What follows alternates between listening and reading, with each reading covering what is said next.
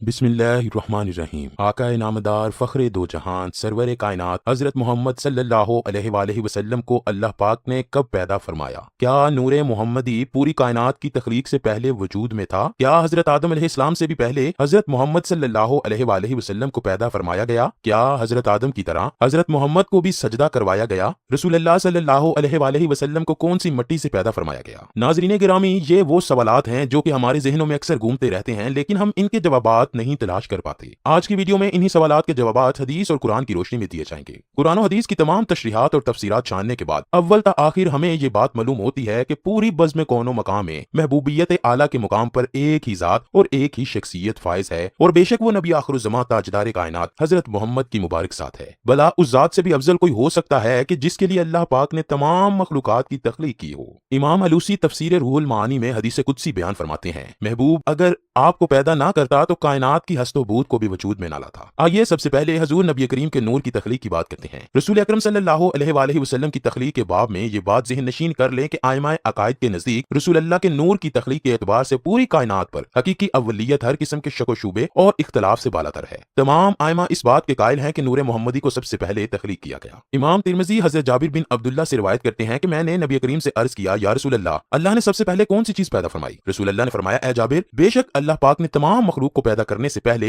मेरा नूर अपने नूर के फैज से पैदा फरमाया। फिर मेरा नूर मशीयत इलाही के मुताबिक जहां चाहता सैर करता रहा। उस वक्त ना लोह था, ना कलम, ना जन्नत, ना दोजख, ना आसमानो जमीन, ना सूरज चांद सितारे, ना कोई फरिश्ता, ना कोई जिन्नो इंसान। फिर जब अल्लाह पाक ने इरादा फरमाया कि मखलूकात को पैदा करे तो उस नूर को 4 हिस्सों में तकसीम कर दिया। नूर के पहले हिस्से से कलम को पैदा किया, दूसरे से लोह को, तीसरे से अर्श को, जबकि चौथे हिस्से को फिर मजीद 4 हिस्सों में तकसीम किया। पहले हिस्से से अर्श उठाने वाले फरिश्ते, दूसरे से कुर्सी, तीसरे से बाकी तमाम फरिश्ते, और फिर चौथे हिस्से को मजीद 4 हिस्सों में तकसीम किया। पहले से आसमान, दूसरे से जमीन, तीसरे से जन्नत और चौथे से दोज़ख को तख्लीक फरमाया। नाज़रीन गिरामी, हदीस से कुदसी में अल्लाह पाक ने खुद ही नूर मोहम्मदी से हर शय को तख्लीक फरमाने की वजह बयान फरमाई है। इरशाद बारी ताला है, अगर मैं मोहम्मद को पैदा ना करता तो ना आदम को पैदा करता और ना जमीनो आसमान को। हजरत इमाम कस्तलानी रिवायत करते हैं कि नूर मोहम्मदी को अल्लाह पाक ने हुक्म दिया कि अनवारे अंबिया पर तवज्जो करे। बस उस नूर ने सब अनवार को डांप लिया तो अल्लाह ने अनवारे अंबिया से इरशाद फरमाया, ये मेरे महबूब मोहम्मद का नूर है, अगर इन पर ईमान लाओगे तो तुम्हें शर्फ नबूवत से सरफराज फरमाया जाएगा। इसका जिक्र कुरान पाक में अल्लाह पाक यूं फरमाता है, यानी याद करो उस वक्त को जब अल्लाह ने तमाम अंबिया से ये अहद लिया कि जब मैं तुम्हें किताब और हिकमत अता करके माबूस करूं तो उसके बाद आपके पास मेरा प्यारा रसूल आ जाए तो तुम सब उस पर ईमान लाना और उसके मिशन की मदद करना। इमाम तिरमिज़ी हजरत अबू हुरैरा से रिवायत करते हैं कि सहाबा ने पूछा, या रसूल अल्लाह, आपको नबूवत कब अता फरमाई गई? तो रसूल अल्लाह ने फरमाया, उस वक्त जब आदम अलैहिस्सलाम अभी रूह और जस्द के दरमियान में थे, यानी उनके तन में अभी जान भी ना आई थी। इकाम इब्न कतान में हजरत इमाम ज़ैनुल आबिदीन से रिवायत है कि उन्होंने अपने वालिद हजरत इमाम हुसैन और उन्होंने अपने वालिद सैयदना हजरत अली से रिवायत नकल की है कि रसूल करीम सल्लल्लाहु अलैहि वसल्लम ने फरमाया, मैं आदम अलैहिस्सलाम के पैदा होने से 14,000 साल बरस पहले अपने परवरदिगार के यहाँ एक नूर था। सही मुस्लिम में है कि हुजूर अलैहिस्सलातु वस्सलाम ने फरमाया कि अल्लाह पाक ने आसमानों और जमीन की तख्लीक से 50,000 साल कबल, जिस वक्त उसके इक्तिदार और सल्तनत का अर्श आलम मादी में फकत पानी पर था, यानी नीचे सिर्फ पानी था और ऊपर उसी को मालूम है कि क्या था, उस वक्त अल्लाह ताला ने जो कुछ उम्मुल किताब यानी लोहे महफूज में लिखा उसमें एक बात यह भी थी कि मोहम्मद सबसे आखिरी नबी हैं। इसे इमाम बनहानी ने अनवारुल अल मोहम्मदिया में नकल किया है। वाज़ेह रहे कि यहाँ साल से मुराद हमारे माहो साल नहीं, क्योंकि उस वक्त तो सूरज और शब रोज वजूद में नहीं आए थे। अल्लाह ही बेहतर जानता है कि उस मुद्दत में हकीकत में कितना जमाना मुराद है। कुरान मजीद में क़यामत के एक दिन की मुद्दत 50,000 साल बयान की गई है। अगर ये एतबार सामने रखा जाए तो खुदा जाने अरसे की दराजी का आलम क्या होगा। ये रिवायत दूसरे तरीक पर इस तरह आई है कि जब अल्लाह पाक ने हजरत आदम अलैहिस्सलाम को पैदा फरमाया तो आपको नाम के साथ अबू मोहम्मद की कुनियत से बुलाया। आपने अर्ज की, बारी ताला, मेरी ये कुनियत कैसे है? तो अल्लाह ने फरमाया, अपना सर उठाओ। आपने ऊपर देखा तो अर्श पर नूर मोहम्मदी जलवागर था। हजरत आदम अलैहिस्सलाम ने पूछा, बारी ताला, ये नूर किसका है? अल्लाह ने फरमाया, ये मोहम्मद का नूर है, ये तेरी औलाद में से होंगे, इनका नाम आसमानों में अहमद और जमीन पर मोहम्मद है। अगर मैं उसे पैदा ना करता तो ना तुम्हें पैदा करता और ना जमीनों आसमान को पैदा करता।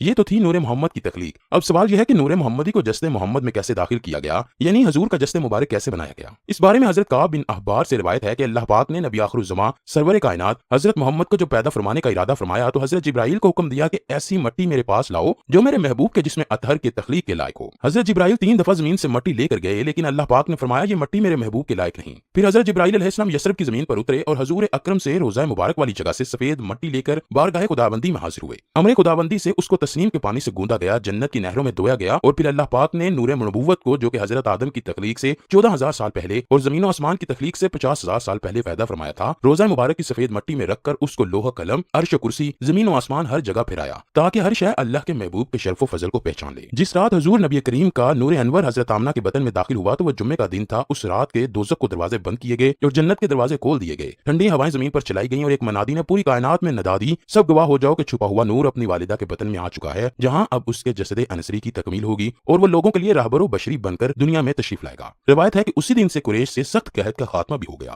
ناظرین گرامی، سورج، چاند، ستارے، زمین و آسمان، یہاں تک کہ پوری کائنات نور نبوی کی عطا ہے اور ربیع الاول اہل محبت کا مہینہ ہے۔ اللہ پاک ہمیں اس مہینے کے فیض و برکات حاصل کرنے کی توفیق عطا فرمائے۔ اللہ پاک ہمیں توفیق عطا فرمائے کہ ہم اہل ایمان، اہل محبت و عشق بن سکیں، ہمارا نام تاجدار کائنات صلی اللہ علیہ وآلہ وسلم اور ان کی پاک آل کے عاشقوں میں لکھا جا سکے۔